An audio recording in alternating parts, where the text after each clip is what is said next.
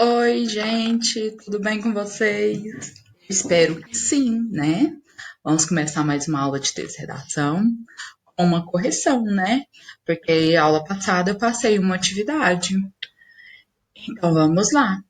Vocês leram um texto, né, chamado Premonição. Não coloquei ele aqui, porque senão ia ficar muito longo. Eu espero que vocês tenham entendido a história, né? Porque é até um pouco, no começo, um pouco difícil da gente ler, entender, né? Mas no final a gente fica assim, não acredito que esse fuzuê todo é por causa de uma, vamos descobrir, né? Correção. Mas, vamos aí. Quem são os personagens desse conto? A gente vai colocar aí, é uma garota, a mãe dessa garota, e até então a gente vai colocar que é uma criatura estranha. A gente está ainda no comecinho, a gente não vai, né, falar quem é essa criatura, não sabemos quem é. Dois, qual é a confissão feita pela garota no início do conto? Ela fala que ela tem um medo muito secreto. Ela não revela pra gente, né? Que ela só fala que ela tem um medo secreto desde criança. Isso. Qual o acontecimento dá origem ao conflito do conto? Quando fala conflito, fala problema, né? Confusão. Então, qual que é o conflito do conto? A vontade da garota pegar suas caixas de recordações. Essas caixas são aquelas que a mãe da gente guarda lá no fundo do guarda-roupa, né? Lá no maleiro, cheio de coisinhas, né? Então, ela tá com vontade de pegar essas coisas lá, né? Então, é daí que começa a problemática do texto. 4. Onde estavam as caixas de recordações e o que havia nelas? Elas estavam no maleiro do guarda-roupa, como eu acabei de falar, que geralmente a gente coloca essas coisas. E o que havia lá? Fotografias dos amigos da escola, um caderno de entrevistas, postais de viagem, aqueles cartões, né, que a gente manda via correio, né, de viagens, papéis, cartas, bilhetes, presente de namorado, ingresso de show, coisas que todo mundo gosta de guardar, essas lembranças, né? Sim. No início do conto, há uma indicação de quando se passa essa história. Letra A. Identifica essa expressão que marca o tempo no texto e sublime. Vocês vão achar essa resposta lá assim, ó. Vocês vão voltar lá na página 40 e tá lá assim, ó. Naquela noite. Indicação de tempo não quer dizer data exata, tá? Qualquer ideia de tempo, um dia, na manhã seguinte, alguma coisa nesse sentido. No caso desse texto aqui, está assim lá na página 40, naquela noite, tá? É lá que vocês vão sublinhar. B. Essa marcação temporal é a descrição do espaço onde se passa a história colaboram para gerar o clima de mistério e curiosidade no leitor. Sim, porque olha só, ele além de não dar data exata, é, situação certinha de onde está, quando está acontecendo, ainda fala que é de noite. Gente, quem que é o ser humano que consegue enxergar alguma coisa à noite? Então, à noite que as coisas ficam mais sombrias, ficam mais confusas, então começa a dar um ar de mistério aí na história, tá? Então, a justificativa é essa. Sim, porque esses acontecimentos ficam mais confusos, ficam mais sombrios, mais tenebrosos, né? Vamos falar assim. Próximo. Vou tirar eu daqui, né, pra gente enxergar. O conto é um gênero normalmente organizado em algumas etapas. Situação inicial, conflito, clímax e desfecho. Relaciona as etapas com os trechos a seguir. Letra A. Situação inicial. B. Conflito, clímax e desfecho. Aqui ele pediu para você organizar os trechos. Já deixei a resposta, mas vamos ver.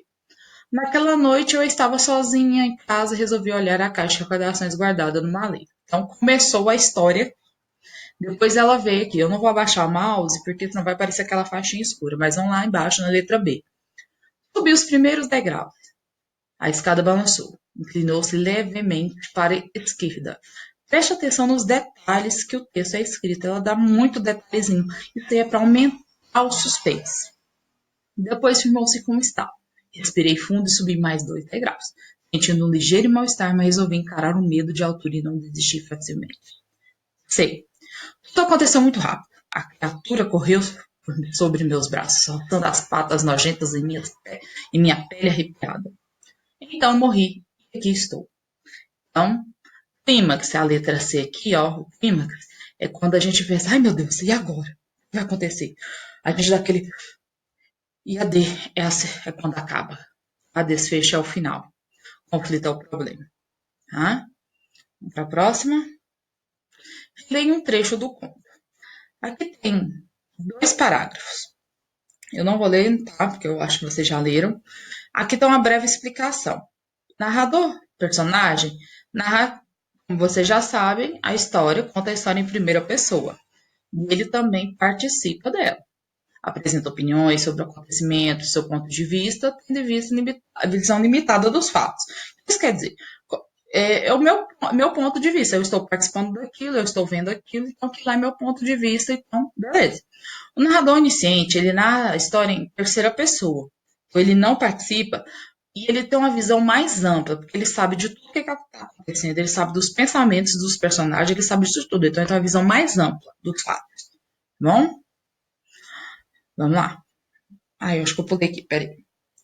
A pergunta é: você já estudou que existem diferentes tipos de narrador? Uma mesma narrativa pode ter mais de um narrador. Ele está afirmando isso, que uma mesma história pode apresentar mais de um narrador. Leia essas informações em seguida, identifique o narrador de cada um dos parágrafos acima e justifique sua resposta.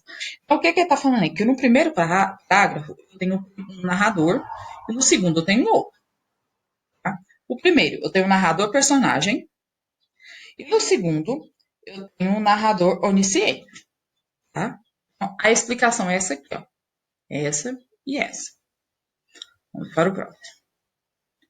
8. Compõe a alternativa correta em relação à descrição da criatura estranha. Corpo castanho, asas e antenas. O narrador. Ai, gente, dá até um arrepio, né? O narrador descreve costumes que a criatura estranha tinha em comum com alguns seres humanos. Quais são eles? Trabalhar à noite, evitar a luz do sol, preferir a sombra, sujeira e umidade. Ao terminar a leitura do conto, é possível descobrir qual era o medo da garota. Explique sua resposta. É possível descobrir? Sim. O medo que a garota tinha desde pequena era de barata. Gente, a criatura estranha, nojenta, corpo estranho, asas e antenas era a barata. Gente, tem uma professora na escola que não pode nem sonhar. Nenhuma não, né? Algumas. Mas vamos deixar isso quieto. Vamos pular essa parte. 11. Objetivo do conto lindo. Entreter o leitor por meio de um enredo com clima de mistério, qual apresenta um enigma que é desvendado no final da história. Divertir o leitor por meio de uma história de aventura, não tem nada de aventura aqui, né? Provocar risos por meio de situação inusitada, personagens cômicos, tem alguma coisa, algum personagem engraçado? Não. Então, é a primeira resposta. Quem produziu o conto lindo?